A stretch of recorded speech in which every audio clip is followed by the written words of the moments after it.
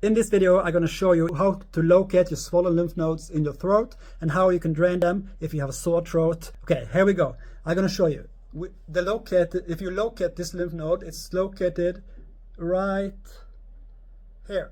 There you can feel it. Go quite deep in and you can feel a little knob, and that's the lymph node.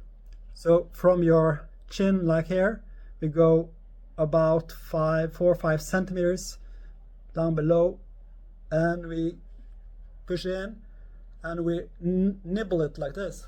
I nibble it. Little hook on your finger and I squeeze it. That's part 1, and part 2 is like pinching the sternocleidomastoid, because if this muscle is contracted, it will block the drainage to that lymph node. So we have to go in like this, hold the pinch, and we're going to twist it. I go quite deep, holding the muscle like that, and I twist it like that.